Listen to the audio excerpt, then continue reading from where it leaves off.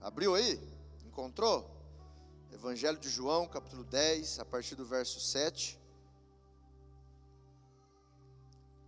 Só que ainda não vamos ler. Deixa eu te falar algo primeiro. Imagina uma pessoa que é viciada em drogas e ela está em abstinência. E qual é a melhor coisa a se fazer na visão dela? Com certeza é ter a droga, é usar a droga. Tudo bem que para ela o melhor seria droga, mas outro tipo de droga, droga legalizada, atestada pela Anvisa, recomendada pelo médico, para ela iniciar o tratamento. Porém, numa crise de abstinência, a pessoa quer sanar aquilo ali, ela quer paralisar aquela crise, dar um fim naquela crise, e ela então entra na droga que ela está presa, aquela droga que está prendendo a vida dela. E o vício nada mais é do que isso, é um cativeiro que prende a vida da pessoa, que aprisiona a vida da pessoa e impede ela de ter uma vida normal, uma vida sadia, uma vida tranquila. O vício faz isso com as pessoas, tanto de drogas, quanto de álcool, tabaco, pornografia, tantos vícios que se tem e que prende as pessoas. Um outro tipo de vício, que às vezes nós não percebemos, mas é muito comum no nosso meio, são os vícios das telas, dos smartphones. E eu queria te desafiar nessa noite, a você que não está usando a Bíblia no seu celular, você ficar o culto todo sem abrir o seu celular, sem ligar o seu celular. É um desafio, beleza? Então, há esse vício também, aonde nós nos pegamos olhando no celular a todo momento, e às vezes nem recebeu uma notificação, às vezes não está esperando a ligação de ninguém, a mensagem de ninguém, mas nós já estamos tão presos nessa questão das telas, que sem perceber, aquilo vira um hábito, se torna um costume, um vício, nós pegar o celular e passar o dedo para cima, o dedo para baixo, o dedo para o lado, o dedo para o outro, sem a gente perceber. Estamos presos nessa questão da tela. E algo interessante que eu estava conversando nesse fim de semana, é que muitas vezes nós pegamos o celular, quando não é para trabalho, quando não é para alguma tarefa necessária, nós pegamos o celular de repente num intervalo do trabalho, no intervalo de alguma tarefa, para uma distração. Vou ver o meu Facebook, vou ver o meu Instagram, vou ver aqui o meu WhatsApp, os status, stories. Porém, aquilo ali não está te distraindo. Imagina você trabalhando, você fazendo uma tarefa importante e com aquele estresse diário que é comum, né? A gente vive essa correria diária e há um estresse natural. E você pensando que está relaxando, você pega o celular, abre o celular e começa ali a passear, a navegar. Mas aquilo ali, ao invés de distrair você, de relaxar você, está te deixando mais estressado. Existe até vários estudos já com respeito ao mal que as telas fazem para as crianças, com respeito ao mal que as telas fazem para nós adultos, que quando estamos ligados ali no celular, em qualquer tela, no tablet, na TV, o nosso cérebro, ele recebe uma substância chamada cortisol, que é a mesma substância liberada quando estamos estressados.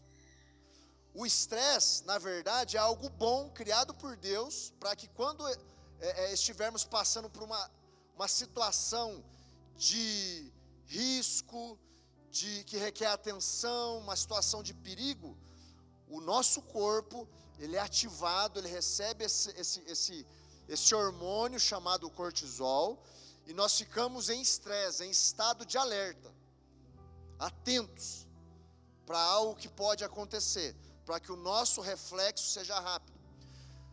Então nós estamos estressados, vamos para o celular, pensando em distração, mas na verdade aquilo nos estressa mais, porque o cérebro se alerta, fica em estágio de atenção, e é liberado mais cortisol, mais hormônio do estresse, para que o nosso corpo fique atento.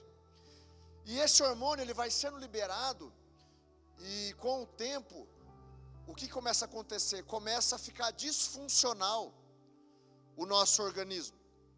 Imagina uma bombinha que vai liberando a substância, ela faz tss, tss, tss, no momento certo. Porém, quando nós não nos desligamos, quando estamos presos, cativos nas telas, essa bombinha ela começa a funcionar de uma forma disfuncional, e começa a liberar mais desse hormônio do que o necessário. E aí o nosso corpo começa a ficar em estado de alerta sem ter alerta. Nós começamos a ficar nesse estado de estresse sem ter ali uma situação estressante. Isso começa a fazer mal para nós, e começa a fazer tanto mal que eu vou falar algo para vocês vão ficar chocados. Talvez se você nunca ouviu, mas o próprio cérebro, a massa cefálica, ela começa a atrofiar. Não são neurônios, não são coisas metafísicas, talvez, da nossa cabeça, mas a própria massa cefálica começa a atrofiar. O vício das telas é algo muito, como eu posso dizer, não muito importante, mas é algo muito sério. Então, no intuito de querer a distração, o que estamos fazendo? Prejudicando a nossa saúde. O vício faz isso com as pessoas. Ela pensa que está indo para o lugar certo para saciar aquela vontade, satisfazer aquela vontade, mas na verdade ela está trazendo malefício para ela mesma. Eu estava falando com a minha esposa, Damares, e todo vício, na verdade, ele traz uma raiz de que existe uma busca, uma satisfação, um contentamento na nossa alma, e por causa dessas disfunções que de repente a gente vive, acaba se focando em algo, se aprisionando em algo, nos viciando em alguma coisa para satisfazer a nossa alma naquela área em que está disfuncional alguma coisa. Então a nossa alma, ela tem fome. A sua alma, o teu espírito necessita de alimento. A nossa alma necessita de satisfação. Mas qual é a verdadeira satisfação da nossa alma? Qual é o verdadeiro alimento da nossa alma? Teve um homem chamado Charles Ellicott que ele disse assim: na devoção ao serviço de Cristo e na comunhão com Deus, o crente irá desfrutar de um crescente conhecimento das verdades divinas. E essas verdades, quando aprendidas, tornar-se-ão alimento para a sua alma. Tudo bem até aqui? Vamos ler o texto agora. João capítulo 10, no verso 7, diz assim: então Jesus afirmou de novo, olha só, Jesus repetindo algo que ele já havia dito. Então preste bem atenção aqui, só um parênteses, a pregação ela é isso, é bater, bater, bater, bater, e às vezes coisas que você já ouviu, para que você relembre, para que de repente você deixou de praticar, se afastou daquela verdade, mas você precisa voltar para aquela verdade. Então Jesus ele está aqui reafirmando, no verso 7 ele fala de novo, abre aspas, digo a verdade, eu sou a porta das ovelhas. Verso 8, todos os que vieram antes de mim eram ladrões e assaltantes, mas as ovelhas não os ouviram. Verso 9, eu sou a porta, quem entra por mim será salvo, entrará e sairá e encontrará pastagem. O ladrão vem apenas para roubar, matar e destruir. Eu vim para que tenham vida e a tenham em abundância, plenamente. Amém, meus irmãos? Feche seus olhos agora, vamos orar mais uma vez.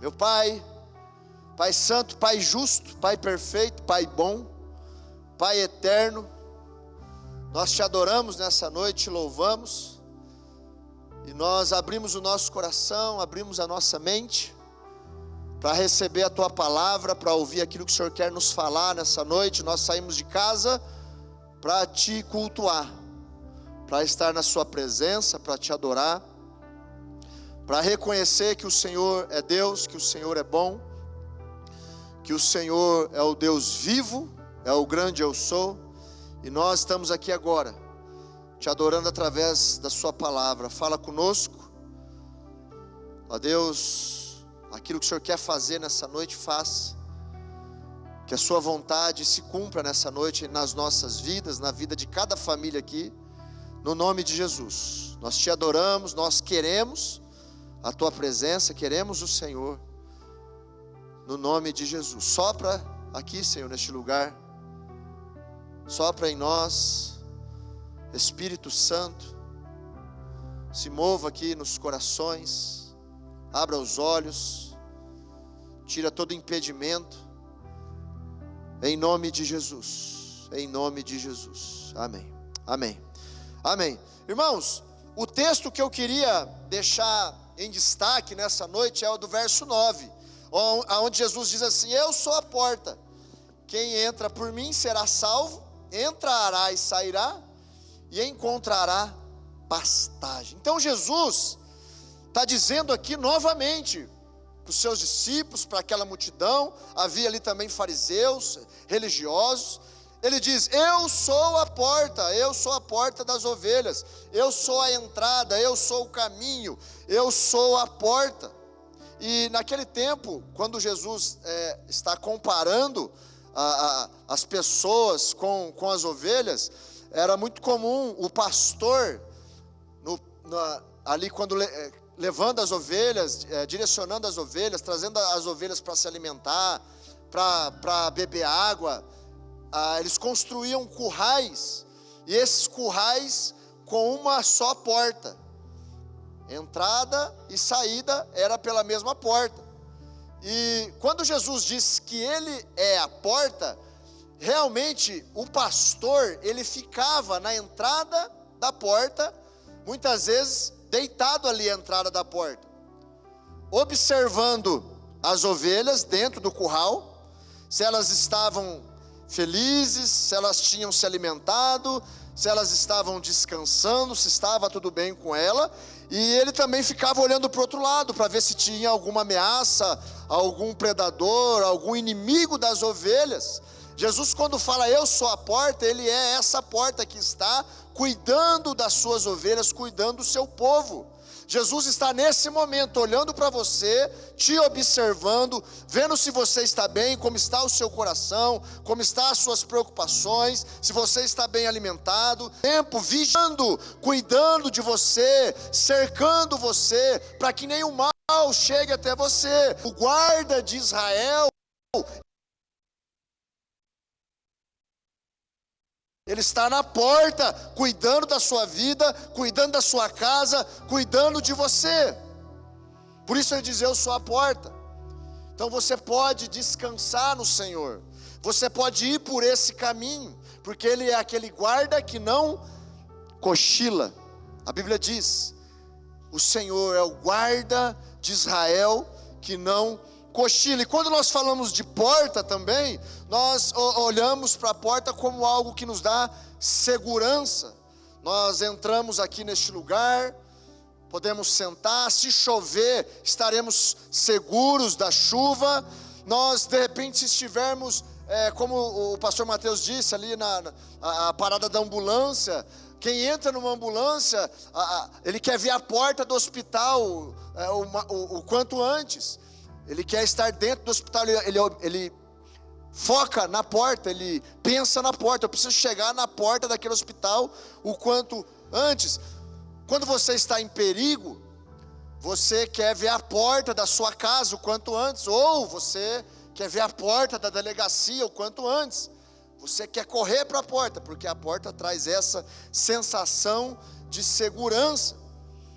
Ou talvez a porta de segurança para você nessa noite seria uma porta de emprego, seria uma porta de uma promoção lá no seu emprego, seria a porta financeira se abrindo para você, para que você tenha mais estabilidade.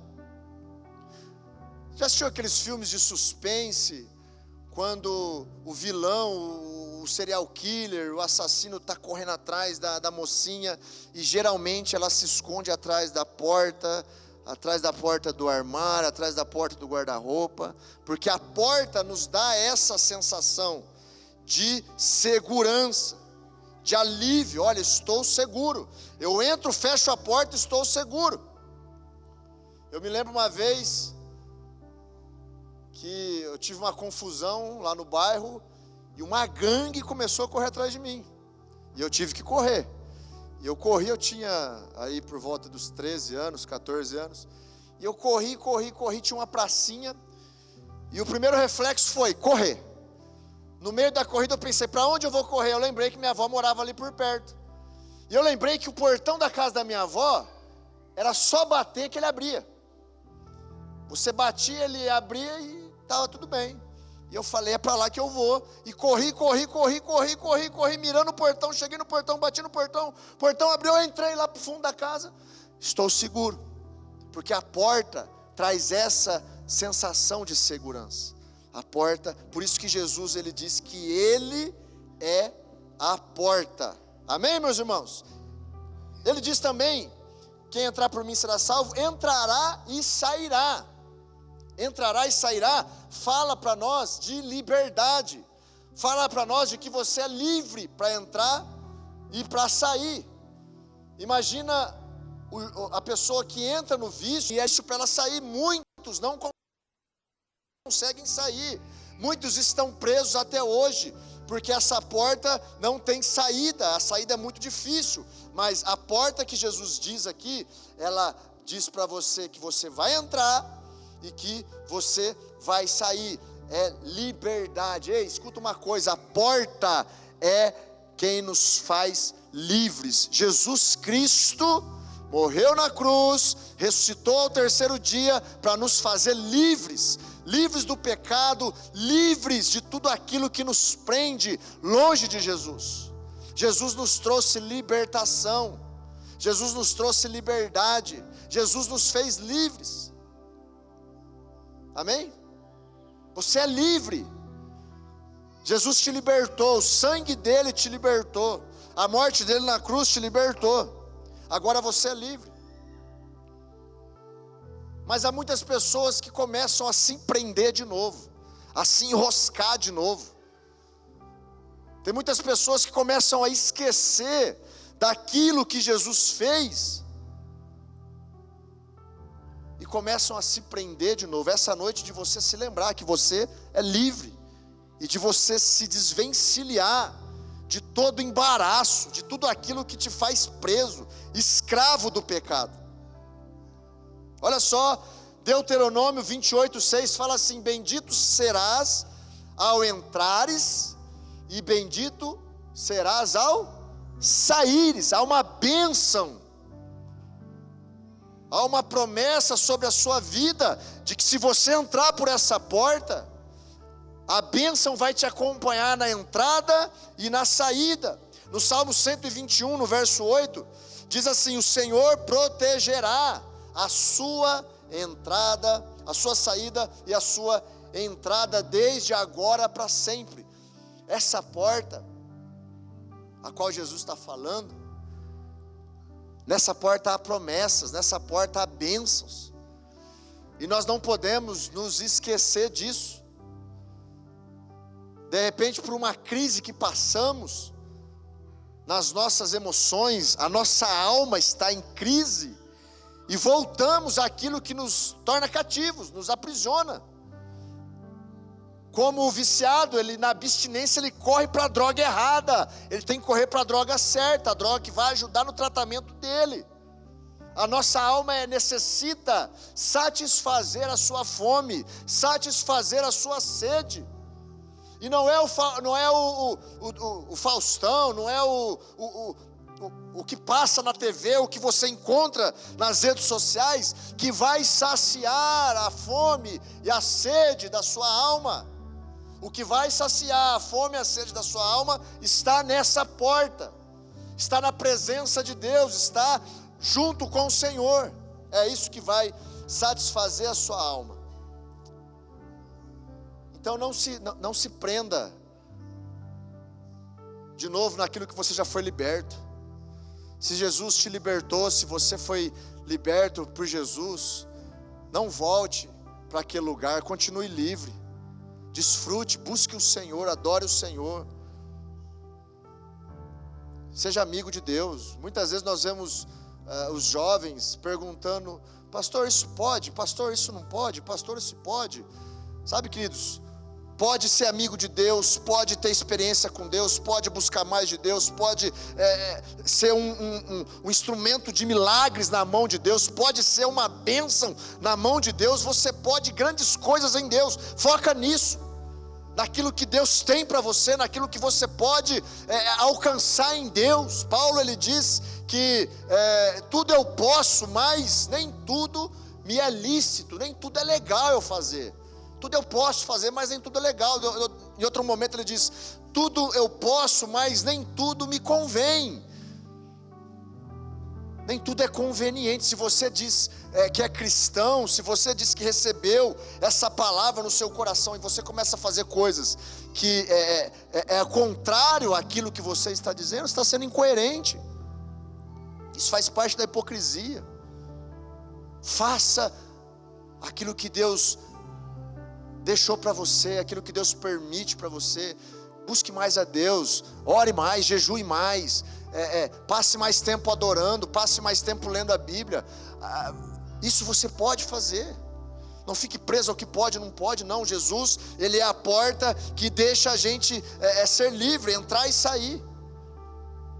Você vai encontrar essa liberdade. E Ele diz assim no texto: encontrará pastagem. No final do texto, do verso 9, encontrará pastagem. A vida da ovelha se resume em ter uma boa pastagem, ter água, ou seja, se alimentar, ter segurança e descanso. Jesus, ele diz que há alimento, há pastagem, há água. Aquele que vem até Ele, há esse alimento, há essa satisfação. Salmos 23, todos conhecem: o Senhor é meu pastor, nada me faltará. Ele me faz repousar em pastos verdejantes, leva-me para junto das águas de descanso. Esse é o bom pastor. Esse é o seu pastor. É esse que você vem adorar nos domingos, nas quartas-feiras. É esse que nele você encontra aquilo que a sua alma precisa. Nele você não precisa se enganar e querer se alimentar com outras coisas. Nele está o verdadeiro alimento. Nele está a satisfação. Nele está a segurança.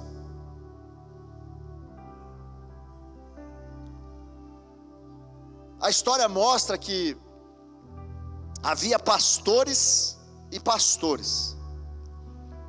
O bom pastor, ele identifica as ovelhas pelo nome. O pastor ruim, ele tem lá as ovelhas, mas o bom pastor, ele dá até nome para as ovelhas. O seu pastor, o seu Deus, Ele te conhece, Ele sabe o teu nome, Ele sabe quantos fios de cabelo tem na sua cabeça.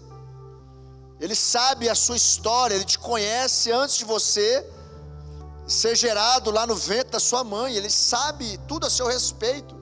Esse é o bom pastor, Ele conhece a sua vida, Ele te observa, Ele está te vendo a todo momento. E o bom pastor, além de conhecer cada uma das suas ovelhas, ele alimenta as suas ovelhas. Ele tem pastos verdejantes, águas tranquilas, água boa, que sacia a sua alma.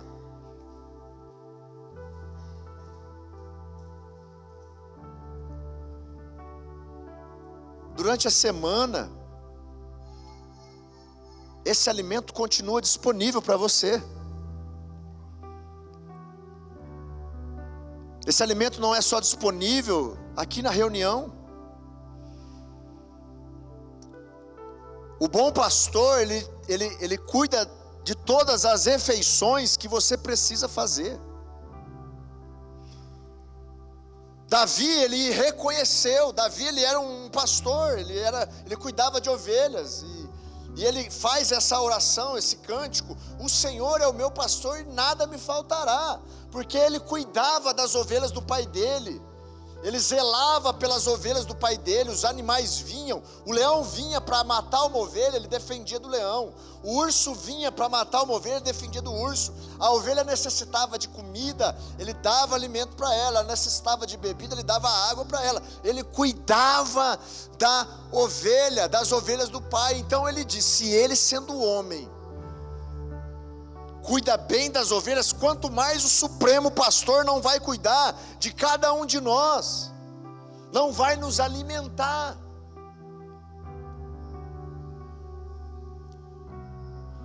Deixa eu te falar uma coisa: você não precisa ficar correndo para lá e para cá. Você pode descansar no Senhor. Você pode parar e descansar no Senhor. Você pode se deleitar na presença do Senhor. Não é na força do seu braço que as coisas vão acontecer, no descanso.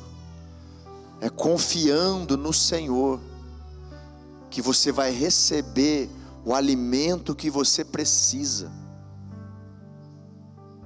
Eu sinto que tem gente aqui que está correndo igual doido.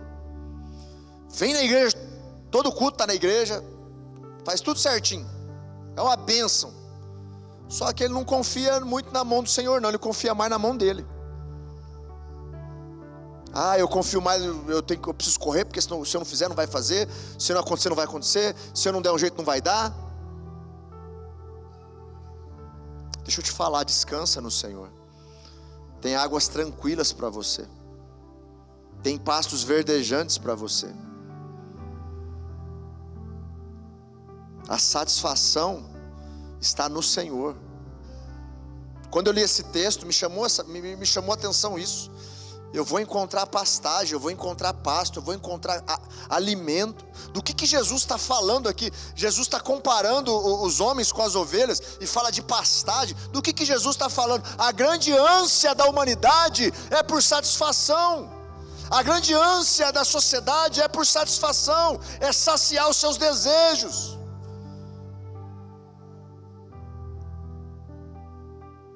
Eu vou trabalhar mais porque eu vou ganhar mais, eu vou fazer isso mais para eu ter mais, tudo é para satisfazer, mas não estão satisfeitos. E entra a depressão, e entra a crise de pânico, e entra as síndromes, porque a verdadeira pastagem está lá, verdinha, no tamanho ideal para você se alimentar, mas você não vai para lá, você vai para outro lugar, você corre para outros lugares. E o que Jesus está falando: olha, eu sou a porta, eu sou o verdadeiro pastor, em mim há a verdadeira alimentação, em mim há a verdadeira vida, vida abundante, vida plena. Todos nós aqui procuramos por vida plena. Eu tenho a convicção disso. Todos nós aqui queremos uma vida plena, satisfação, estar bem consigo mesmo, todo mundo aqui, sem medo de errar. Aonde está essa vida plena? João 10:10, no final do texto: eu tenho vida abundante. Apesar desse mundo que quer te matar, quer te roubar, quer te destruir, eu, Jesus, o bom pastor, a porta, o Rei dos Reis, o Senhor dos Senhores, tenho para você a vida plena que você quer. Pensamentos de paz e não de mal, para te dar o fim que você deseja. Mas nós não confiamos. Você precisa confiar, você precisa descansar. O pastor está na porta, ele é a porta, ele está cuidando, ele está olhando, ele está observando. O pastor não é ruim. O bom pastor, ele não é ruim, ele é bom, ele é perfeito, ele não erra, ele não falha, ele não chega atrasado, ele cuida de você. E quando eu estava preparando essa mensagem, eu falava com a Damares. É uma mensagem que eu não tenho muito costume de pregar, por ser voltado para a ovelha, bom pastor, foge daquilo que Deus me chamou. Mas o que eu sentia no meu espírito era que pessoas estão necessitando de entender aonde eu encontro essa satisfação. Pessoas que estariam aqui hoje, aonde eu encontro essa satisfação? Eu corro e não acontece. Eu corro e tô do mesmo jeito. Eu corro e minhas emoções vão de mal a pior. Por quê?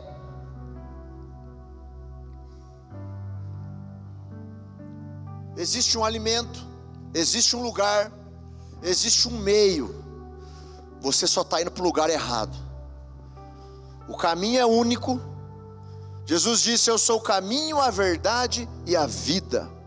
Se você foge do caminho, você não encontra as outras coisas. Você vai encontrar estresse, você vai encontrar aflições, você vai encontrar angústias, você vai encontrar tristezas, frustrações. Mas quando você volta para o caminho, ali você vai encontrar a vida, ali você vai encontrar a verdade, ali você vai encontrar a plenitude. Por isso a Bíblia diz lá em Isaías: ei, sempre haverá uma voz por detrás de ti dizendo: esse é o caminho, andai por ele. Sempre haverá uma voz por detrás nos falando: olha, esse é o caminho, vai por ele. Mas nem sempre nós damos atenção a essa voz. Queremos fazer da nossa forma, queremos agir na nossa força, no nosso conhecimento, na nossa sabedoria. Há alimento, há pastagem, há além daquilo que você imagina, além do que você pode entender na sua humanidade. Aquilo que eu tenho para você vai além. Então não insista em usar a mesma droga.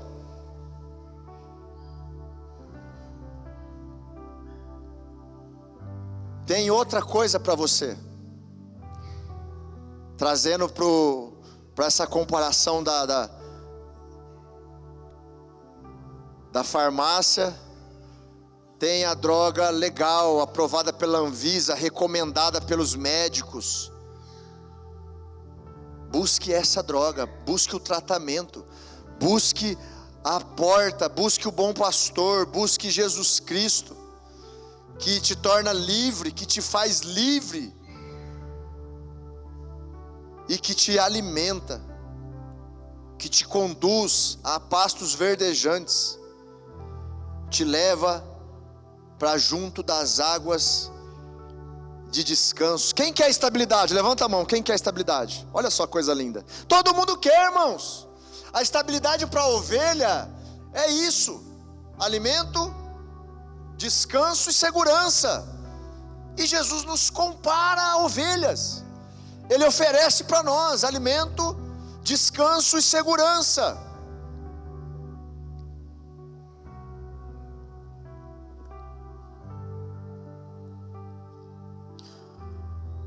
Mas uma coisa também que me intrigou foi o seguinte: como que Jesus compara um animal que é tão dócil, um animal que até é dito pelo apóstolo Paulo nós somos levados para o matadouro como ovelhas mudas. A ovelha, quando ela é levada para o matadouro, quando ela sabe que ela vai morrer, ela não é igual aos outros animais que ficam gritando, esperneando, mas ela fica quietinha, muda, não reclama, e ela morre sem reclamar. A ovelha é dócil, a ovelha ela é bobinha, ela é ingênua. A ovelha a poucos metros de distância ela já não enxerga, já não tem a visão muito boa. Como que Jesus ele está nos comparando às ovelhas? Agora olha para mim, olha para você. Somos perversos, somos maliciosos, somos maus, somos pecadores, de ingenuidade em nós não tem nada.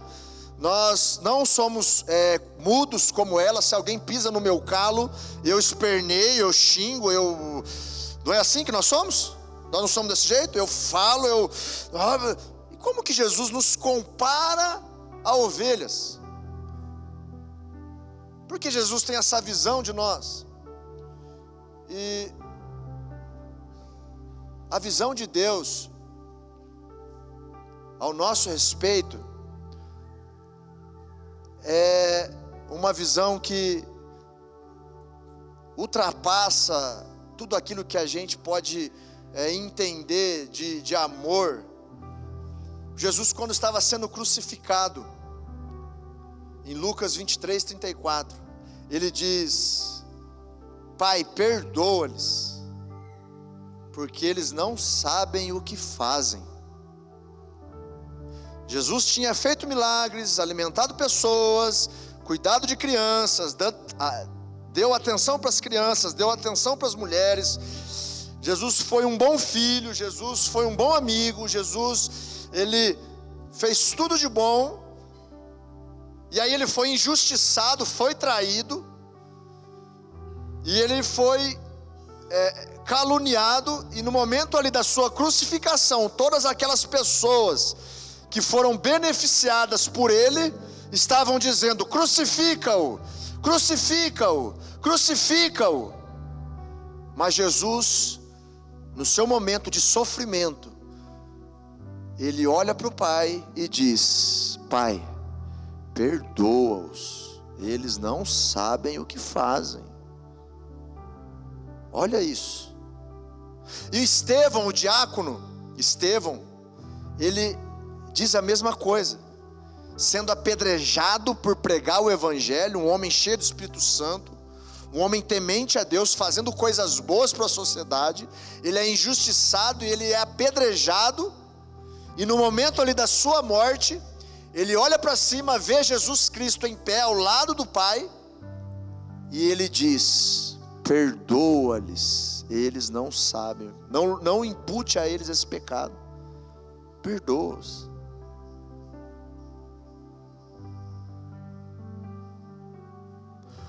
O profeta Jonas, ele recebe uma missão de Deus, lá no livro de Jonas.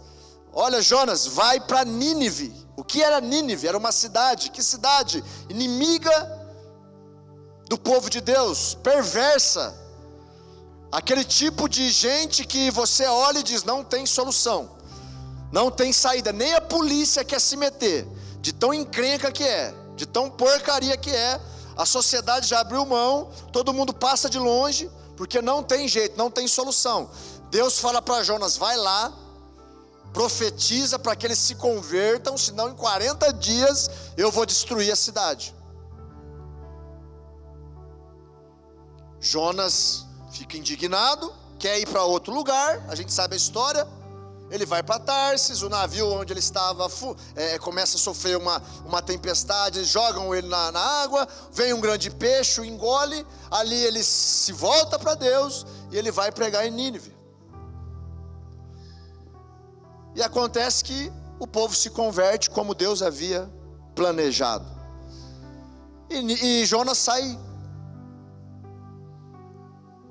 amargurado ali. Nossa, eu sabia que esse povo ia se converter se eles ouvissem a mensagem, eu sabia. E aí ele descansando lá no sol, Deus faz uma plantinha surgir e cobrir ele, e cria uma sombrinha para ele, e ele fica contente. Mas no outro dia aquela plantinha se seca, E ele fica bravo porque a plantinha morreu. E Deus pega e diz para ele: olha, você ficou triste por causa da plantinha? Imagina uma cidade de cerca de 120 mil pessoas, se eu não teria compaixão de um povo que não sabe discernir entre a mão direita e a mão esquerda. Mas eles não eram perversos, eles não eram maldosos, eles não eram encrenca, eles não eram problema, eles não eram aquele povo que não tem jeito. Mas Deus olha para eles com compaixão e diz: eles não sabem discernir entre a mão direita e a mão esquerda. Eu comecei a pensar nisso, como que Deus nos vê, como pessoas muitas vezes presas a situações, viciadas em situações, viciadas em saídas que dá um certo prazer momentâneo, que pensa que sabe tudo, pensa que é o bom, que é a boa zona, pensa que está fazendo do melhor jeito, pensa que tal, que sabe, que faz e tal, mas Deus está olhando e falando: olha só, não sabe o que é direita, não sabe o que é esquerda. Com compaixão para cada um de nós.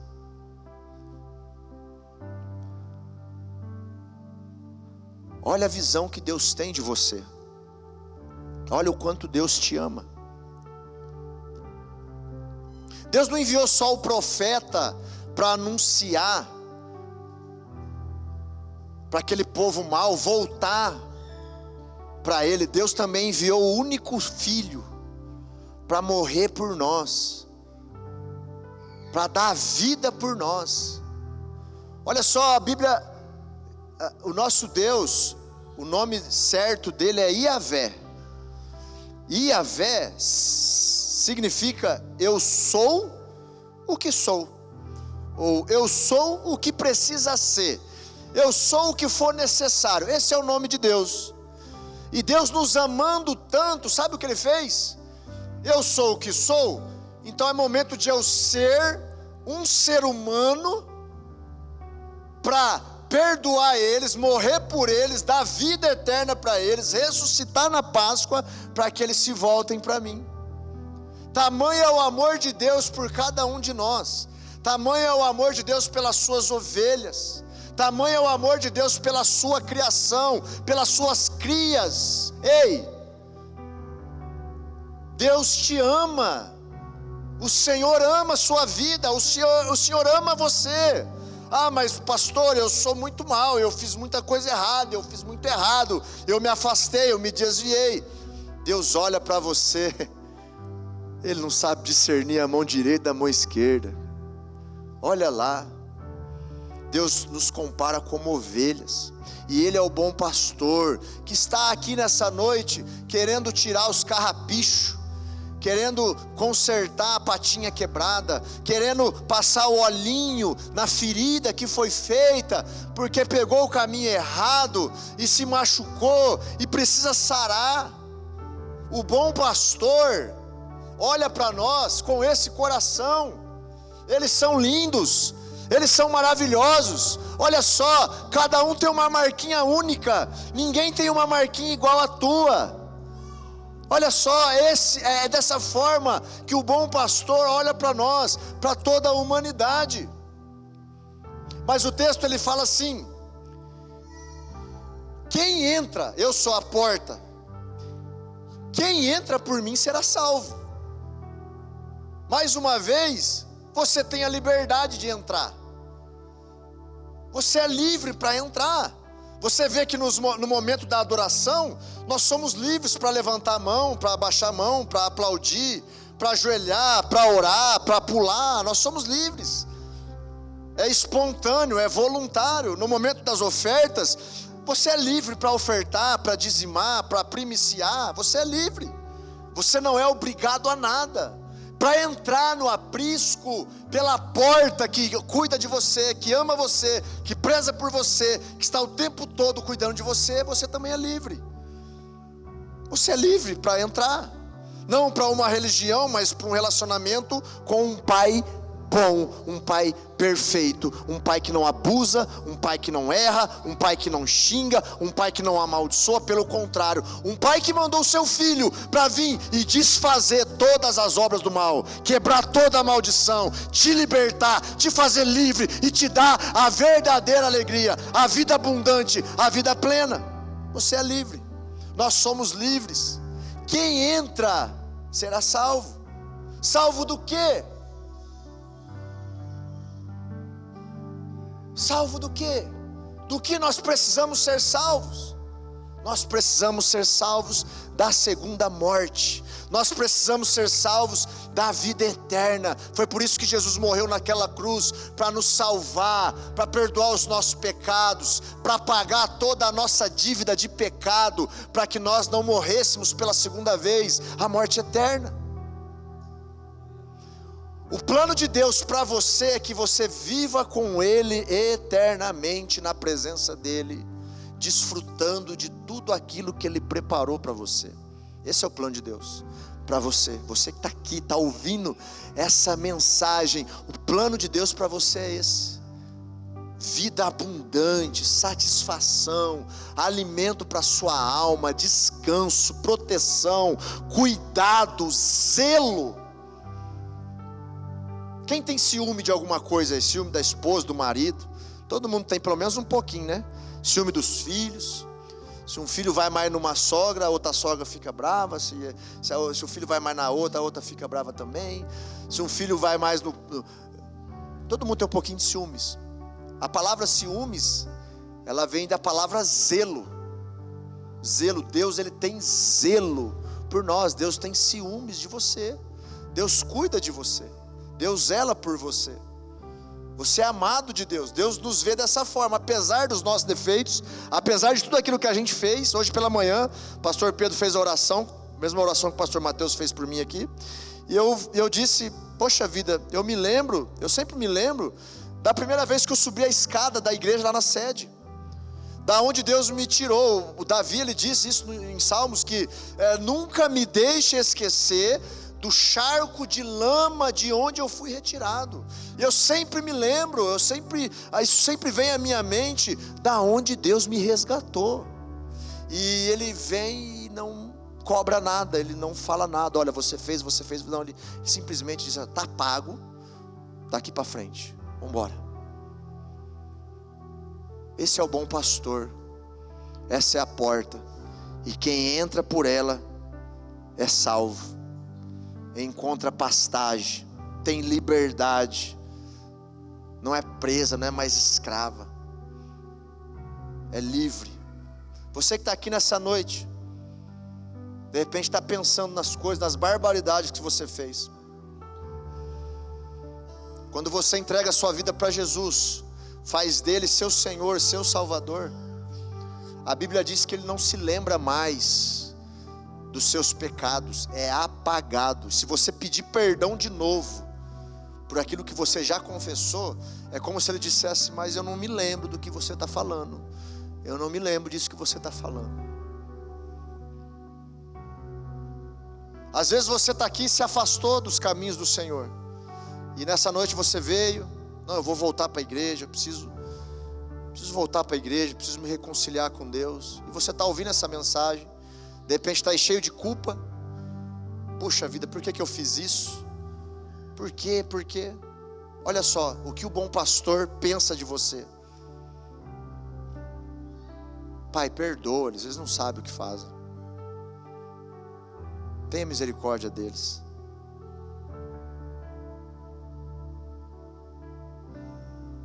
Sabe qual foi o maior milagre que Deus já fez? Se você olhar na Bíblia, nós vamos ver Deus criando todas as coisas, que haja luz, e houve luz, toda a criação. Um dia, por causa do seu povo, Deus parou o sol, para que o seu povo vencesse a batalha. O sol parou, e isso é comprovado cientificamente, porque tem uma falha na órbita da Terra, que até hoje os cientistas não sabem explicar. O sol parou para o seu povo vencer a batalha. Jesus andou sobre as águas, Jesus alimentou com 5 pães, 2 peixinhos, uma multidão de mais de 5.000 pessoas. Jesus curou um morto depois de 4 dias que ele já havia morrido. A sua própria família disse: já está fedendo, Jesus, abre o túmulo, Lázaro, vem. Ele curou aquela pessoa, ressuscitou aquela pessoa. Uma mulher que estava encurvada com a corcunda por 18 anos foi curada. Uma outra mulher que perdeu seu filho, passava no cortejo, cruzou com Jesus. Jesus tocou naquele caixão e o menino foi ressurreto. Há muitos milagres descritos, mas nenhum deles a Bíblia fala que a festa no céu quando acontece. Nenhum deles a Bíblia descreve que a festa no céu quando acontece. Ainda voltando para a ovelha, no capítulo 15 de Lucas, Jesus faz uma parábola falando da ovelha perdida. Que o pastor, quando perde uma ovelha, ele tem 100 ovelhas, ele perdeu uma, ele deixa as 99 lá no aprisco, e ele vai atrás da ovelha perdida. E quando encontra, ele volta para os seus amigos, para a sua família, e faz festa. A importância que ele dá para as ovelhas. Nenhum milagre teve festa no céu, e nenhum milagre foi necessário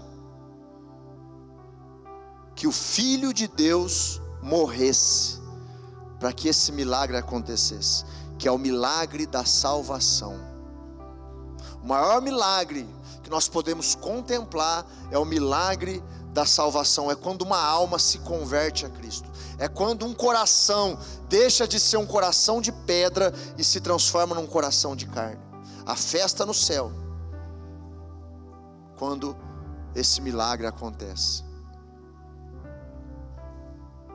Você é importante, você é amado por Deus, você é querido por Deus, você é especial para Deus. Vamos ficar de pé.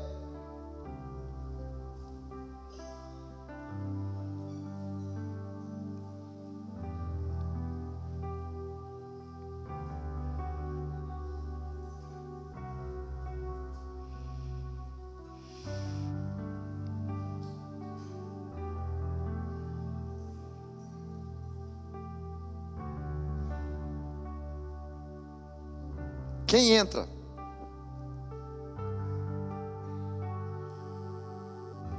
Se você puder, fechar os seus olhos, colocar a mão no seu coração, nós vamos orar. Comece a pensar nisso.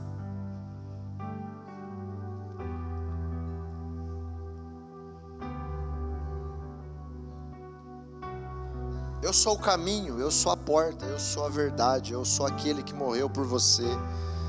Eu sou aquele que deixa as 99 ovelhas para ir atrás daquela ovelha perdida. Eu sou aquele que te entende sem que você explique. Lá na cruzada eu conversei com uma moça, ela estava com raiva de Deus. Eu falei para ela: tudo bem, Deus te entende. Aconteceu algumas coisas na vida dela, ela disse que tinha raiva de Deus.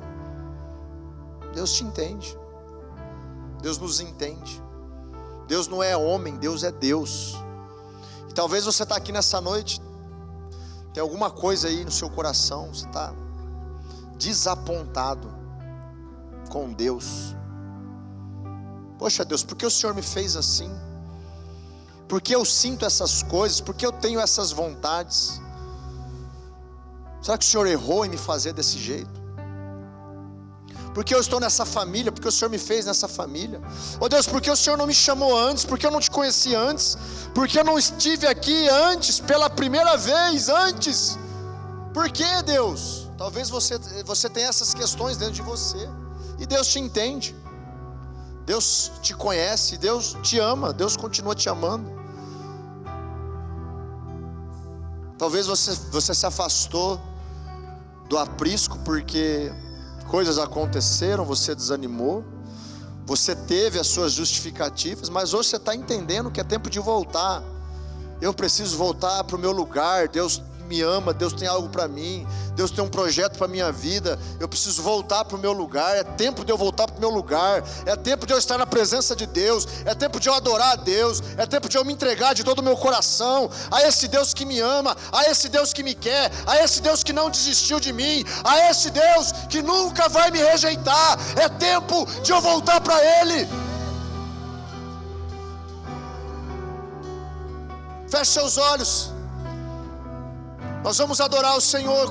Esteja orando